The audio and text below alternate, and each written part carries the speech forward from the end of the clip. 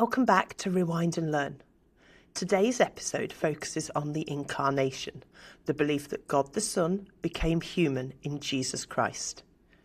This belief is central to Christianity and it plays a huge role in how Christians understand good, evil, and suffering. So first up, the word incarnation comes from Latin and it means to become flesh. Christians believe that God the Son became a human being.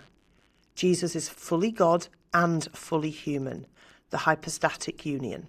He's not half God, not half human. In the Bible we read, "The Word became flesh and made his dwelling among us."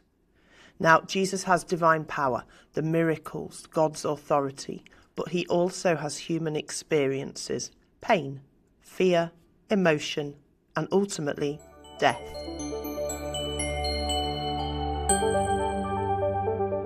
But why then does the incarnation matter? Well, it helps Christians to understand God better.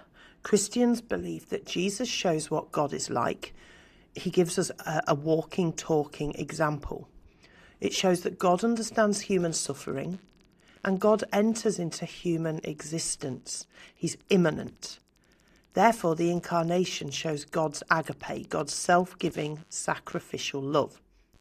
Christians believe God became human to teach us how to live, to save humanity from sin, and to offer eternal life.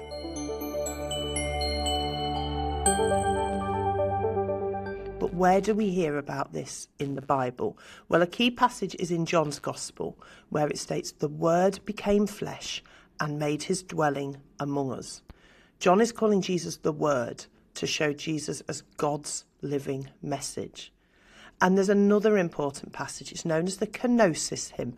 It's St. Paul's letter to the Philippians.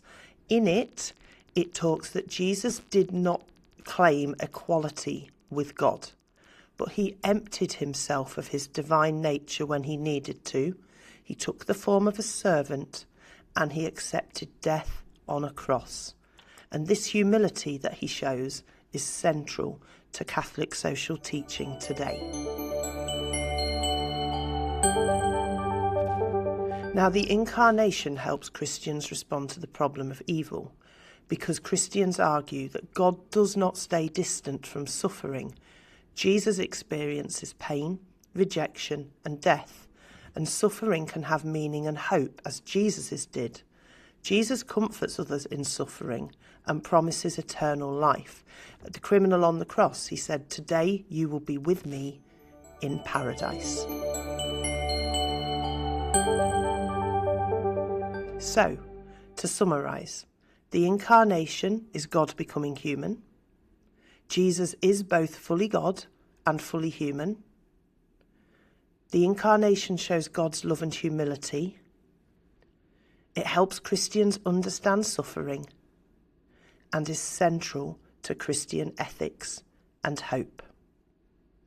And that's the incarnation: belief, love, and meaning in action.